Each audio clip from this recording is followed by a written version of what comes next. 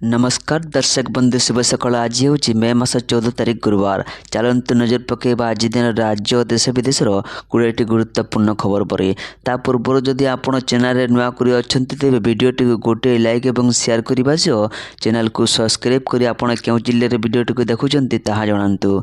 आज प्रथम खबर, प्रधानमंत्री आह्वान, अधा है मुख्यमंत्री कारकेट गाड़ी संख्या।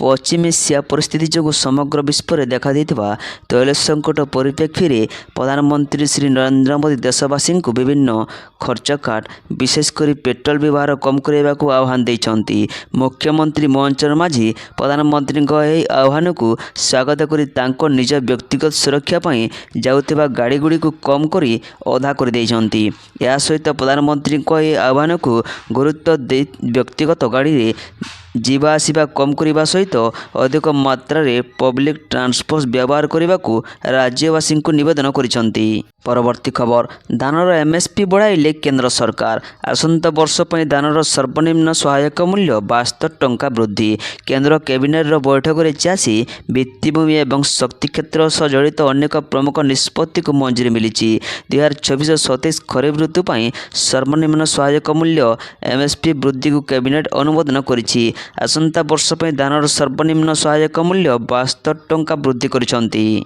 परवर्ती खबर, अमूल बढ़ाइला क्षीर दाम। लिटर पिछा 2 टंका को वृद्धि। साधारण लोकों रोषेई रे पुणी महंगा माड़।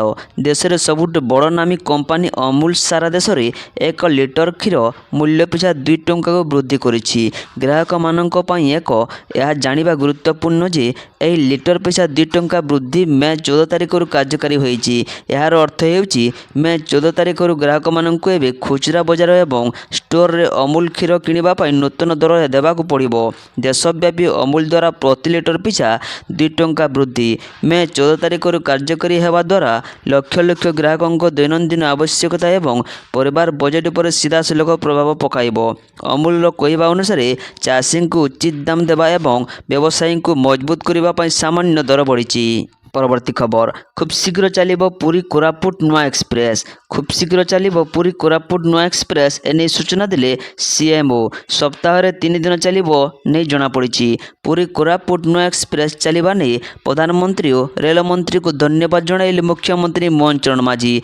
यह ट्रेन टी पुरी संबलपुर दे कोरापुट जीवो। यह नुआ ट्रेन जो पूर्व पश्चिम और दक्षिण ओडिशार रेल जोगाजोग व्यवस्था आहरी सुदृढ़ हेबो बोली मुख्यमंत्री कहते। कोरापुट और संबलपुर अंचल पुरी को अधिक तीर्थयात्री आसीपारे। पुरी सोमवार, गुरुवार और शनिवार दिन ट्रेन छाड़िबो। कोरापुट मंगलवार, शुक्रवार, रविवार बाहर यार यात्रा पथ में मोट 19टी स्टपेज रहिबा नै सूचना मिली। परवर्ती खबर, बढ़िबा कि पेट्रोल दाम। आरबीआई गवर्नर कहीदेले एमिति कथा। मध्यप्राच्य युद्ध को नहीं अंतर्जातीय बजार में बढ़िबार लगी अशोधित तेल दर। यह प्रभाव में भारत में तेल संकट देखादेलानी। भारतीय reserve bank RBI governor Sanjay Malhotra कहते जदि यह उत्तेजना दीर्घ समय पर जारी रहे तेबे देश में पेट्रोल और डीजेल मूल्य वृद्धि पाइपारे। वर्तमान सरकार और सरकारी तेल कंपानी गुड़िक अशोधित तेल मूल्य वृद्धिर बोझ निजे बहन कर तथापि यह परिस्थिति को अधिक दिन धरी बजाय रखा सहज हेब नहीं। स्विट्जरलैंड रे अनुष्ठित एक अंतर्जातीय सम्मेलन में भाषण दे माल्होत्रा उल्लेख करते सरकार वर्तमान उत्पाद शुल्क को कम कर रखिंट एवं सरकारी तेल कंपानी गुड़ी को क्षति सहिबा सत्वे संपूर्ण बोझ ग्राहकों उपर लदी देवारु निवृत्त रही। परवर्ती खबर, माध्यमिक शिक्षा परिषद बड़ घोषणा। जून 21 रे ओटीईटी परीक्षा। आशायी खुशी खबर, जून मासर हेब ओटीईटी परीक्षा। प्रथम पेपर 1 सकाल 9टारू 11:30 और पेपर 2 परीक्षा अपराह्न 2टारू 4:30 पर्यंत हेब। जून 9 रु बोर्ड वेबसाइट www.bsc.odisha.nic.in रे एडमिट कार्ड उपलब्ध रहिबो। आशायी माने सेठारु डाउनलोड करबा नै बोर्ड पक्षर मंगलवार विज्ञप्ति जारी करा जायछि। तेबे परीक्षा को दृष्टि रखी प्रशासन एवं बोर्ड पक्षर अनेक पदक्षेप निया जायछि। एपरिकी परीक्षा सेंटर को जीवा पूर्व समस्त परीक्षार्थी को तन तन कर जांच करा जिवो। समस्त प्रश्नपत्र को स्ट्रंग रूम रे कड़ा सुरक्षा मध्य रखा जायछि। परवर्ती खबर, बड़ निष्पत्ति नेले प्रधानमंत्री मोदी। କନଭୟଙ୍କୁ ଅଧାକୁ ହ୍ରାସ କରି ସୃଷ୍ଟି କଲେ ଉଦାହରଣ। ପ୍ରଧାନମନ୍ତ୍ରୀ ନରେନ୍ଦ୍ର ମୋଦିଙ୍କ ପଦକ୍ଷେପ ଅନୁଯାୟୀ ତାଙ୍କ ସରକାରୀ କାର୍କେଟ ଗାଡ଼ି ସଂଖ୍ୟା ଯଥେଷ୍ଟ ହ୍ରାସ ପାଇଛି। ପଶ୍ଚିମ ଏସିଆର ସଙ୍କଟକୁ ଦୃଷ୍ଟିରେ ରଖି ପ୍ରଧାନମନ୍ତ୍ରୀ ମୋଦି ଦେଶର ନାଗରିକଙ୍କୁ ନିବେଦନ କରିଥିଲେ। ନିଜ ନେତୃତ୍ୱ ନେଇ ପ୍ରଧାନମନ୍ତ୍ରୀ ବ୍ୟକ୍ତିଗତ ଭାବରେ ଏହି ଆବେଦନକୁ କାର୍ଯ୍ୟକାରୀ କରିଛନ୍ତି। ସେ ତାଙ୍କ କନଭୟରେ ଗାଡ଼ି ସଂଖ୍ୟା 50% ହ୍ରାସ କରିବାକୁ ଏସ୍ପିଜିଙ୍କୁ ନିର୍ଦ୍ଦେଶ ଦେଇଛନ୍ତି। ସେ ଇଲେକ୍ଟ୍ରିକ୍ ଯାନ ବ୍ୟବହାର କରିବାକୁ ମଧ୍ୟ ନିର୍ଦ୍ଦେଶ ଦେଇଛନ୍ତି। ଗଣମାଧ୍ୟମ ରିପୋର୍ଟ ଅନୁସାରେ ତାଙ୍କ କନଭୟ ଏବେ ପ୍ରାୟ ଅଧା ହ୍ରାସ ପାଇବ। ଏହା ସରକାରୀ ଖର୍ଚ୍ଚ ହ୍ରାସ କରିବ। ଜନସାଧାରଣଙ୍କ ପାଇଁ ଏକ ଉଦାହରଣ ସୃଷ୍ଟି କରିବା ପାଇଁ ସେ ଏହି ଗୁରୁତ୍ୱପୂର୍ଣ୍ଣ ନିଷ୍ପତ୍ତି ନେଇଛନ୍ତି। ପରବର୍ତ୍ତୀ ଖବର, ଆଜିଠାରୁ ମହଙ୍ଗା ହେଲା ସୁନା ଓ ରୂପା। 6%ରୁ 15% ବୃଦ୍ଧି। ଆମଦାନୀ ଶୁଳ୍କ ବୃଦ୍ଧି ପରେ ଦେଶରେ ହାଇଜମ୍ପ ମାରିଛି ସୁନା ଦର। 24 କ୍ୟାରେଟ୍ ସୁନା ଦର ଏକାଥରକେ 13,910 ଟଙ୍କା ବୃଦ୍ଧି ପାଇଛି। 24 କ୍ୟାରେଟ୍ ସୁନା ଦର 1,67,890 ଟଙ୍କା ହୋଇଛି। 22 କ୍ୟାରେଟ୍ ସୁନା ଦର 10 ଗ୍ରାମ ପିଛା 12,750 ଟଙ୍କା ବୃଦ୍ଧି ପାଇଛି। 22 କ୍ୟାରେଟ୍ ସୁନା ଦର ହେଲା 1,53,900 ଟଙ୍କା ହୋଇଛି। ରୂପା ଏବଂ ଅନ୍ୟାନ୍ୟ ମୂଲ୍ୟବାନ ଧାତୁର ଆମଦାନୀ ଉପରେ ସୀମା ଶୁଳ୍କ 6ରୁ 15%କୁ ବୃଦ୍ଧି ପାଇଛି। ବିଦେଶୀ କ୍ରୟକୁ ନିୟନ୍ତ୍ରଣ କରିବା ପାଇଁ କେନ୍ଦ୍ର ସରକାର ଏଭଳି ପଦକ୍ଷେପ ନେଇଛନ୍ତି। ସରକାର ସୁନା ଓ ରୂପା ଆମଦାନୀ ଉପରେ 10% ମୌଳିକ କଷ୍ଟମ ଡ୍ୟୁଟି ଲଗାଇଛନ୍ତି। ପରବର୍ତ୍ତୀ ଖବର, ବଡ଼ଦାଣ୍ଡରେ ଖୋଲିବ 8ଟି ଅସ୍ଥାୟୀ ହସ୍ପିଟାଲ ଜୁନ୍ 30 ସୁଦ୍ଧା। ପୁରୀରେ ସ୍ୱାସ୍ଥ୍ୟ ସଚିବଙ୍କ ସମୀକ୍ଷା। ଆଗାମୀ ରଥଯାତ୍ରାକୁ ନେଇ ପୁରୀ ମେଡିକାଲରେ ସ୍ୱାସ୍ଥ୍ୟ ସେବାର ସମୀକ୍ଷା କରିଛନ୍ତି ସ୍ୱାସ୍ଥ୍ୟ ସଚିବ ଏସ୍ ଅଶ୍ୱସ୍ତି। ଜୁଲାଇ 16ରେ ମହାପ୍ରଭୁଙ୍କ ବିଶ୍ୱ ପ୍ରସିଦ୍ଧ ରଥଯାତ୍ରା ଅନୁଷ୍ଠିତ ହେବ। ରଥଯାତ୍ରା ପୂର୍ବରୁ ପୁରୀ ମେଡିକାଲ ପରିସରରେ ନୂଆ ବିଲ୍ଡିଂ କାମ ସାରିବା ସହିତ ଡାକ୍ତରଙ୍କ ସଂଖ୍ୟା ପୂରଣ, ଶ୍ରୀ ଜଗନ୍ନାଥ ମେଡିକାଲକୁ କାର୍ଯ୍ୟକ୍ଷମ କରିବା ଆଦି ପ୍ରସଙ୍ଗକୁ ନେଇ ସମୀକ୍ଷା କରାଯାଇଛି। ପରବର୍ତ୍ତୀ ଖବର, ପ୍ରଧାନମନ୍ତ୍ରୀ ମୋଦିଙ୍କ ଶକ୍ତି ସଂରକ୍ଷଣ ଆହ୍ୱାନ ପରେ ପ୍ରଥମ କ୍ୟାବିନେଟ୍ ବୈଠକ। ପୁଣି କିଛି କରିପାରନ୍ତି ବଡ଼ ଘୋଷଣା। ମଧ୍ୟପ୍ରାଚ୍ୟର ଯୁଦ୍ଧ ପାଇଁ ବିଶ୍ୱରେ ଅସ୍ଥିରତା ଲାଗି ରହିଛି। ପ୍ରଧାନମନ୍ତ୍ରୀ ନରେନ୍ଦ୍ର ମୋଦି ଭାରତକୁ ଶକ୍ତି ସଂରକ୍ଷଣ ପାଇଁ ଆହ୍ୱାନ କରିଛନ୍ତି।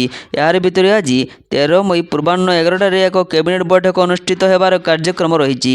ଏହି ବୈଠକରେ ମୋଦି ପୁଣି କିଛି ବଡ଼ ଘୋଷଣା କରିପାରନ୍ତି ବୋଲି କୁହାଯାଇଛି।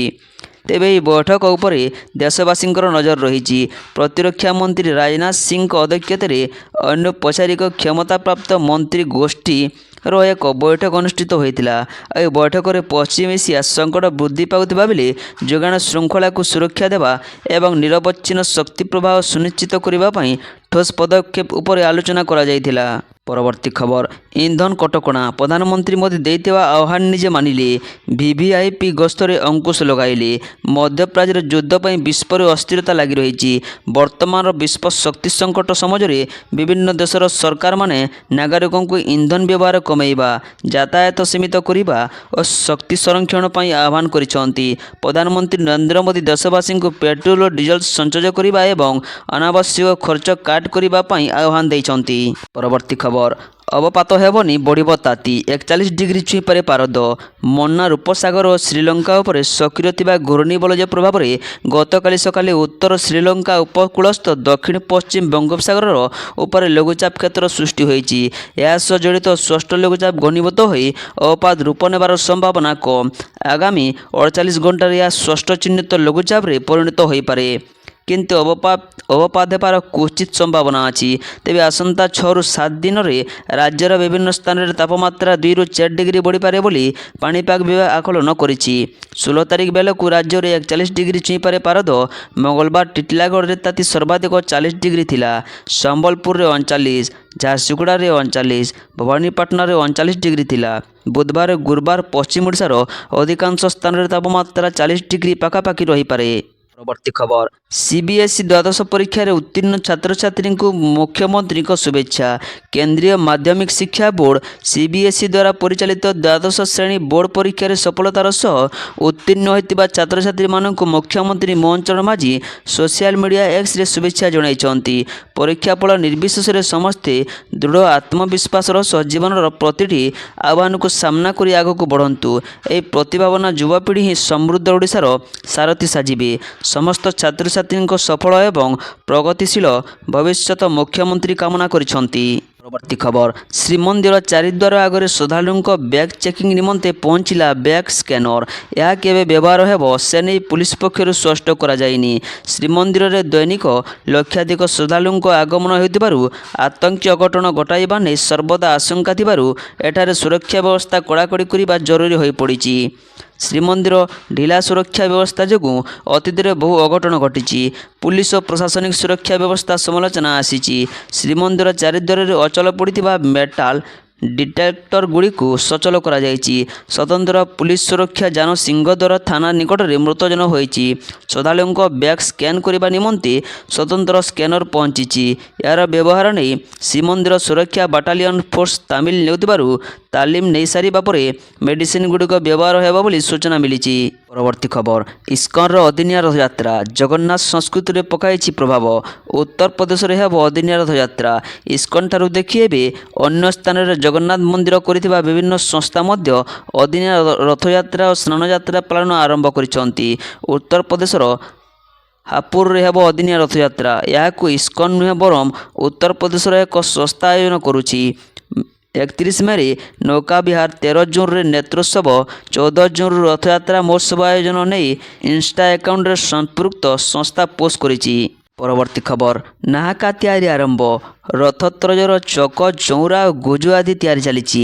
ବର୍ତ୍ତମାନ ସୁଦ୍ଧା 31ଟି ଚକ ନିର୍ମାଣ ଶେଷ ହୋଇଥିବା ସୂଚନା ରହିଛି। ବିଶ୍ୱକର୍ମାଙ୍କ ସମେତ କରତୀୟ ଭୋଇ ସେବକମାନେ ଚକ ନିର୍ମାଣରେ ଲାଗିଛନ୍ତି।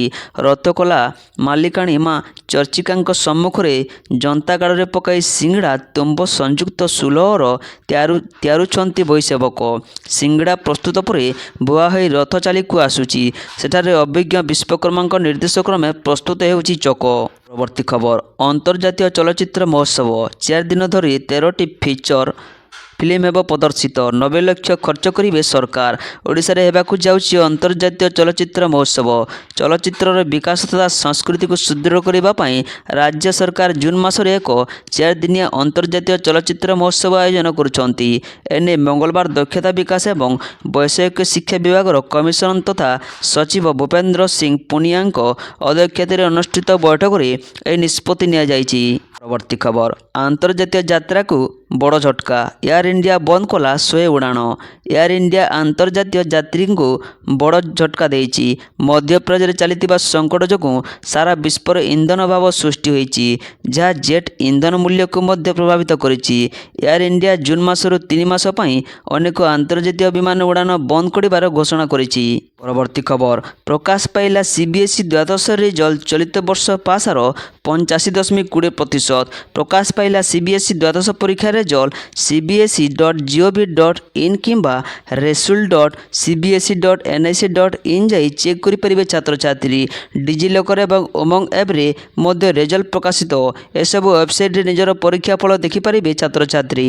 ପରବର୍ତ୍ତୀ ଖବର 20ରେ ସମସ୍ତ ଔଷଧ ଦୋକାନ ବନ୍ଦ। ଅନଲାଇନରେ ଔଷଧ ବିକ୍ରିକୁ ବିରୋଧ କରି ବନ୍ଦ ଡାକରା। ଆସନ୍ତା 20ରେ ଓଡ଼ିଶାରେ ସମସ୍ତ ଔଷଧ ଦୋକାନ ବନ୍ଦ। ଅନଲାଇନରେ ଔଷଧ ବିକ୍ରିକୁ ବିରୋଧ କରି ଏହି ନିଷ୍ପତ୍ତି ନେଇଛି ଆସୋସିଏସନ୍। ଡ୍ରଗ୍ ଆଣ୍ଡ କସ୍ମେଟିକ୍ ନିୟମ ଅନୁଯାୟୀ ଅନଲାଇନରେ ଔଷଧ ବିକ୍ରୟ କୌଣସି ପ୍ରାବଧାନ ନାହିଁ।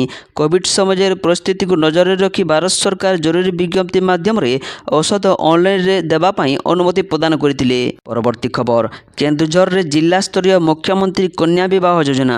ସରକାରଙ୍କ ମହିଳା ଓ ଶିଶୁ ବିକାଶ ବିଭାଗ ତରଫରୁ ଆଜି କେନ୍ଦୁଝର ଶଙ୍କରପୁର ସ୍ପୋର୍ଟସ କମ୍ପ୍ଲେକ୍ସଠାରେ ଆୟୋଜିତ ଜିଲ୍ଲାସ୍ତରୀୟ ମୁଖ୍ୟମନ୍ତ୍ରୀ କନ୍ୟା ବିବାହ ଯୋଜନା କାର୍ଯ୍ୟକ୍ରମରେ ମାନ୍ୟବର ଉପମୁଖ୍ୟମନ୍ତ୍ରୀ ଶ୍ରୀମତୀ ପ୍ରଭାତୀ ପରିଡ଼ା ଯୋଗଦେଇ 38 ଜଣ ନବ ଦମ୍ପତିଙ୍କୁ ଆଶୀର୍ବାଦ ପ୍ରଦାନ କରିଛନ୍ତି। କାର୍ଯ୍ୟକ୍ରମରେ ମାନ୍ୟବର କେନ୍ଦୁଝର ସାଂସଦ ଶ୍ରୀଯୁକ୍ତ ଅନନ୍ତ ନାୟକ, ଜିଲ୍ଲା ଯୋଜନା କମିଟି ଅଧ୍ୟକ୍ଷ ତଥା ମାନ୍ୟବର ବିଧାୟକ ତେଲକୋଇ ଡାକ୍ତର ଫକୀରମୋହନ ନାୟକ, ଜିଲ୍ଲାପାଳ ବିଶାଲ ସିଂ, ବନଖଣ୍ଡ ଅଧିକାରୀ ଧନରାଜ HD, ଅତିରିକ୍ତ ଜିଲ୍ଲାପାଳ ମକରଧ୍ୱଜ ମହାଲିକ ଏବଂ ଡାକ୍ତର ପ୍ରିୟଙ୍କା ମାରାଣ୍ଡି ପ୍ରମୁଖ ସମ୍ମାନୀୟ ଅତିଥି ଭାବେ ଯୋଗ ଦେଇଥିଲେ। ପରବର୍ତ୍ତୀ ଖବର ନିଟ୍ ପ୍ରଶ୍ନପତ୍ର ଲିକ୍ ଘଟଣାକୁ ନେଇ ରାଜ୍ୟବ୍ୟାପୀ ବିଜୁ ଯୁବ ଛାତ୍ର ଜନତା ଦଳର ପ୍ରତିବାଦ। ନୈତିକ ଦାୟିତ୍ୱ ନେଇ ଇସ୍ତଫା ଦିଅନ୍ତୁ କେନ୍ଦ୍ର ଶିକ୍ଷାମନ୍ତ୍ରୀ। ନିଟ୍ ପରୀକ୍ଷାରେ ହୋଇଥିବା ଦୁର୍ନୀତି ବିରୋଧରେ ଛାତ୍ର ଯୁବକଙ୍କ ଆକ୍ରୋଶ। ଦୋଷୀମାନଙ୍କ ବିରୋଧରେ କଠୋର କାର୍ଯ୍ୟାନୁଷ୍ଠାନ ଦାବି। ନିଟ୍ ପ୍ରଶ୍ନପତ୍ର ଲିକ୍ ଘଟଣାକୁ ନେଇ ଆଜି ସମଗ୍ର ରାଜ୍ୟରେ ବିଜୁ ଯୁବ ଜନତା ଦଳ ଓ ବିଜୁ ଛାତ୍ର ଜନତା জনতা দল পক্ষରୁ রাজ্যব্যাপী প্রতিবাদ আন্দোলন হয়েছে। পরবর্তী খবর, প্রবল বর্ষা ঘড়িକୁ ঘড়ি পবন 21 ଜିଲ୍ଲାକୁ ଆଲର୍ଟ। ସପ୍ତାହର ଶେଷ ବା ମେ ମାସ ଦ୍ୱିତୀୟ ସପ୍ତାହ ସୁଦ୍ଧା ଦକ୍ଷିଣ ପଶ୍ଚିମ ମୌସୁମୀ ବାୟୁ ଅଗ୍ରସର ହେବା ପାଇଁ ପାଗ ଅନୁକୂଳ ହେଉଛି। ତେଣୁ ଏଥର ସ୍ୱାଭାବିକ ସମାଜ ମଧ୍ୟରେ ଆସିବ ମୌସୁମୀ। ଏନେଇ ପୂର୍ବାନୁମାନ କରିଛି ଆଞ୍ଚଳିକ ପାଣିପାଗ ବିଜ୍ଞାନ କେନ୍ଦ୍ର। ଦକ୍ଷିଣ ବଙ୍ଗୋପସାଗର, ଆଣ୍ଡାମାନ ସାଗର ଏବଂ ଆଣ୍ଡାମାନ ନିକୋବର ଦ୍ୱୀପପୁଞ୍ଜର କିଛି ଅଞ୍ଚଳକୁ ଦକ୍ଷିଣ ପଶ୍ଚିମ ମୌସୁମୀ ବାୟୁ ଅଗ୍ରସର ପାଇଁ ପାଗ ଅନୁକୂଳ ରହିଛି। ବର୍ତ୍ତମାନ ରାଜ୍ୟରେ ବାତ୍ୟା ଆଶଙ୍କା ନଥିବା ବେଳେ କାଳବୈଶାଖୀ ଜନିତ ବର୍ଷା ଲାଗି ରହିବ। ଆସନ୍ତା 6ରୁ 7 ଦିନ ମଧ୍ୟରେ ତାତି ବୃଦ୍ଧି ପାଇବ। ଦକ୍ଷିଣ ପଶ୍ଚିମ ବଙ୍ଗୋପସାଗରରେ ସକ୍ରିୟ ଥିବା ଲଘୁଚାପ ପ୍ରଭାବରେ ମୌସୁମୀ ପାଇଁ ପାଗ ଅନୁକୂଳ ରହିଛି। ତେଣୁ ଏଥର ଠିକ୍ ସମୟରେ ଛୁଇଁପାରେ ମୌସୁମୀ। ଦକ୍ଷିଣ ପଶ୍ଚିମ ବଙ୍ଗୋପସାଗରରେ ଥିବା ଲଘୁଚାପ ଘନୀଭୂତ ହୋଇ 24 ଘଣ୍ଟାରେ ସଦୃଶ ଲଘୁଚାପରେ ପରିଣତ ହେବ। କିନ୍ତୁ ଲଘୁଚାପର କୌଣସି ପ୍ରଭାବ ଓଡ଼ିଶାରେ ଉପରେ ନାହିଁ।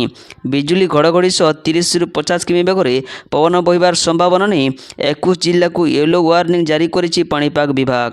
ପରବର୍ତ୍ତୀ ଖବର, ଶିଖର ସମ୍ମିଳନୀ ପାଇଁ ଚୀନରେ ପହଞ୍ଚିଲେ ଟ୍ରମ୍ପ। ଆମେରିକା ରାଷ୍ଟ୍ରପତି ଡୋନାଲ୍ଡ ଟ୍ରମ୍ପ ବୁଧବାର ଦିନ ଚୀନ ରାଷ୍ଟ୍ରପତି ସି ଜିନପିଙ୍ଗଙ୍କ ସହ ଏକ ନିକଟରୁ ନଜର ରଖି ସାକ୍ଷାତ ପାଇଁ ବେଜିଂରେ ପହଞ୍ଚିଛନ୍ତି, ଯାହା 2017 ପରେ ତାଙ୍କର ପ୍ରଥମ ଚୀନ ଗସ୍ତ। ଏହି 2 ଦିନିଆ ଯାତ୍ରା ଆମେରିକା ଚୀନ ସମ୍ପର୍କରେ ଏକ ସମ୍ବେଦନଶୀଳ ସମୟରେ ଆସିଛି। ବାଣିଜ୍ୟ, ତାଇୱାନ, ପ୍ରଯୁକ୍ତି ବିଦ୍ୟା ଏବଂ ସାମରିକ ପ୍ରସଙ୍ଗକୁ ନେଇ ଉତ୍ତେଜନା ବୃଦ୍ଧି ପାଇଛି।